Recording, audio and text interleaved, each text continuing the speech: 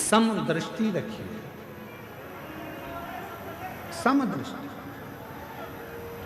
बेटी बीमार पड़ गई, चिंता लग गई, मेरी बेटी 3 दिन से बीमार है, मेरी बेटी ने कुछ नहीं खाया। बहू बीमार पड़ गई, ढोंग कर रही है।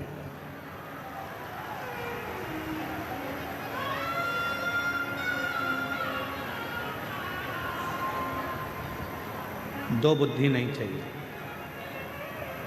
दो दृष्टि नहीं चाहिए, दो विचार नहीं चाहिए।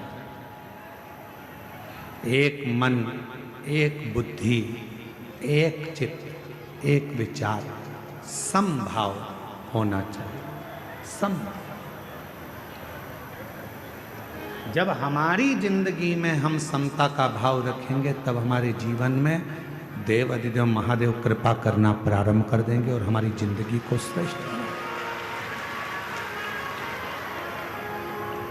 हम समता का भाव ही नहीं रखते।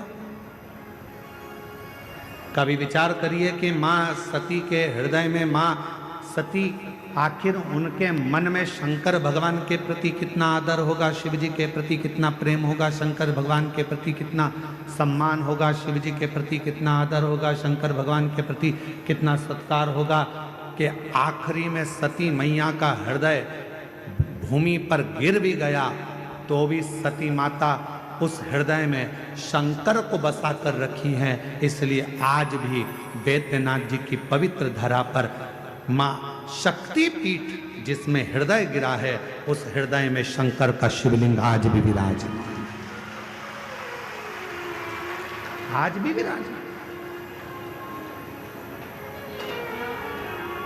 क्या कह रही है कथा? कथा कहती है जब हम जिंदगी में कोई संकल्प धारण करते हैं, जब हमारी जिंदगी में हम कोई विचार धारण कर लेते हैं, जैसे आपने 16 सोमवार का व्रत ले लिया, आपने पशुपतिनाथ का व्रत ले लिया। मान लो आपने 16 सोमवार का व्रत लिया, आपने पशुपतिनाथ का व्रत ले लिया, आपने कोई व्रत धारण कर लिया।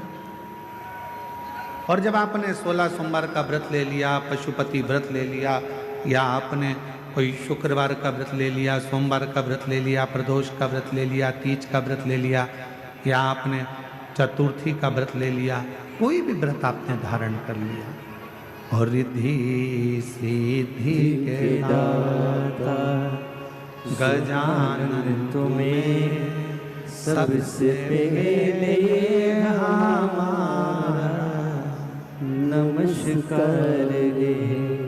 रिद्धि सिद्धि के दाता गजानन तुम्हें सबसे पहले हमारा नमस्कार है। सबसे पहले हमारा नमस्कार है, सबसे पहले हमारा नमस्कार है, सबसे पहले हमारा नमस्कार है, सबसे पहले हमारा नमस्कार है।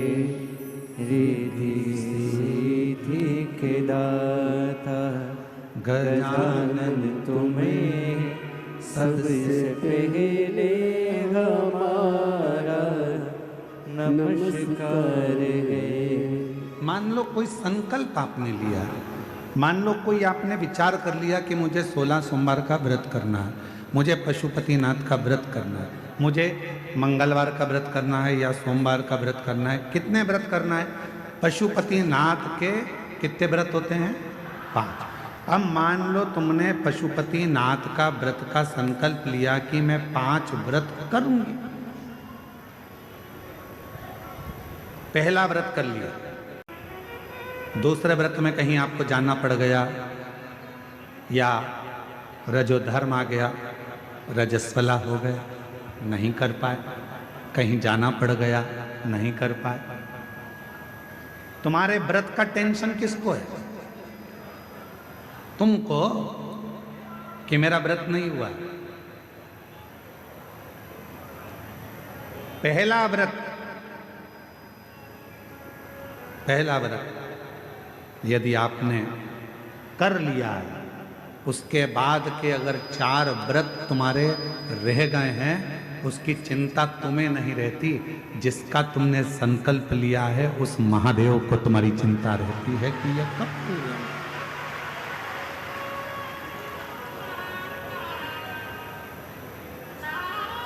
ये कब पूरे होंगे, कैसे पूरे होंगे, कब पूरे होंगे, ये उनको चिंता।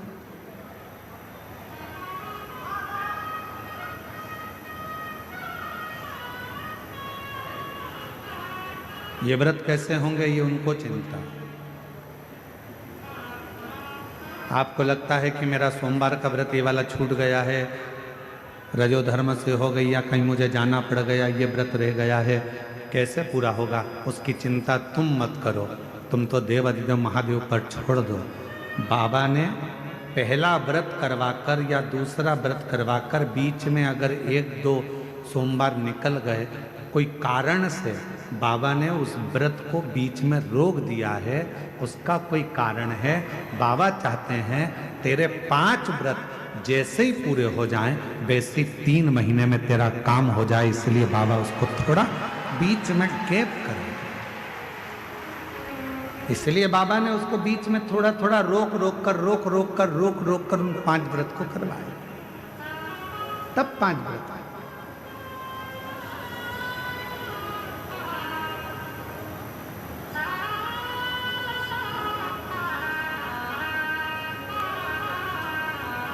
इसलिए शिव महापुराण की कथा कहती है, जिंदगी का कोई भी पल, कोई भी क्षण, कोई भी समय आपके लिए हर समय, हर क्षण, हर पल प्रसन्नता का और समता का होना चाहिए।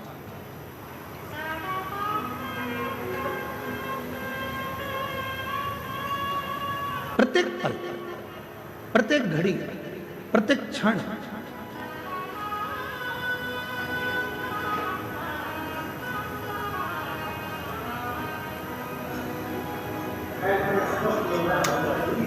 आप जब चाहो जब भगवान को भजो, आप जब चाहो जब शिव का स्मरण करो। इस हृदय में शिव समाहित है।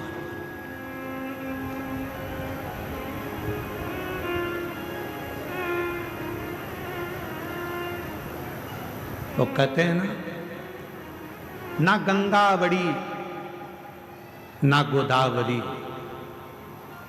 ना गंगा बड़ी ना गोदावरी, न तीर्थ बड़े प्रयाग, सकल तीर्थ का पुण्य वही, जिस दिल में शिव का वास। जिस दिल के अंदर शंकर का वास है, वो किसी तीर्थ से कम नहीं। जिस दिल में शिव समाया है, वो किसी गंगा के घाट से बड़ा नहीं।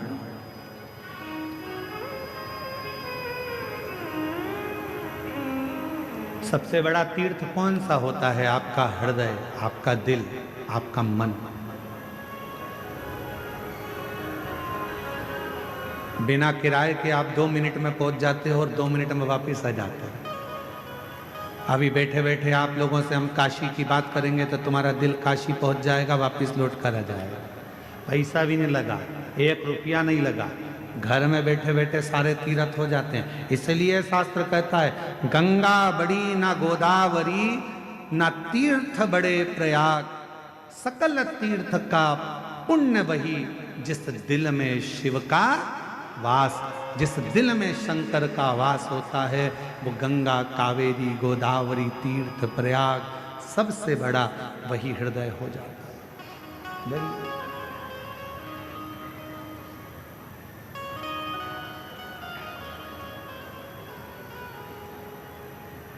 सकल तीर्थ से बस अपने मन में तुम समता का भाव, पार्वती जी के हृदय में, सती माता के हृदय में समता का भाव था।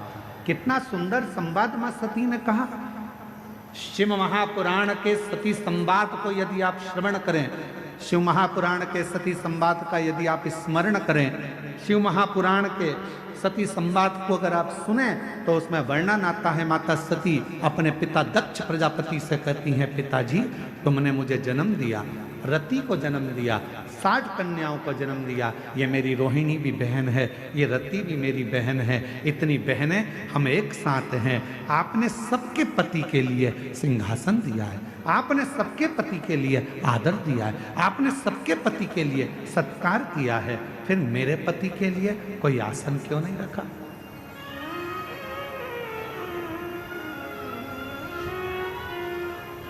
फिर मेरे पति के लिए आपने कोई आदर का स्थान क्यों नहीं रखा?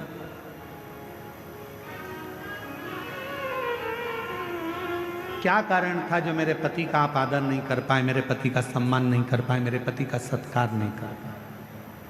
क्या कारण?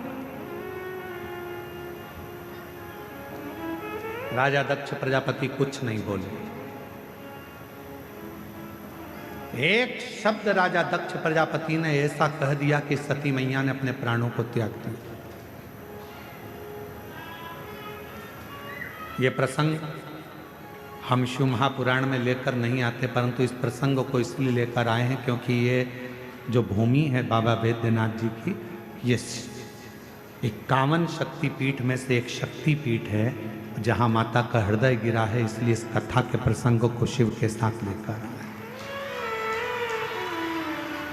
इसलिए इसको लेकर आए। पिताजी, मेरी सारी बहनों के पति के लिए आदर था, मेरी सारी बहनों के पति के लिए सम्मान था, मेरी सारी बहनों के पति के लिए सिंहासन था। सबका आदर करा, सबका सम्मान करा, सबको सम्मान दिया, सबको सिंहासन दिया, फिर मेरे पति के लिए कोई सिंहासन नहीं, कोई आदर नहीं, कोई सत्कार नहीं। क्यों? किस लिए? दक्ष प्रजापति कुछ नहीं बोले, एक शब्द भी दक्ष प्रजापति ने नहीं कहा।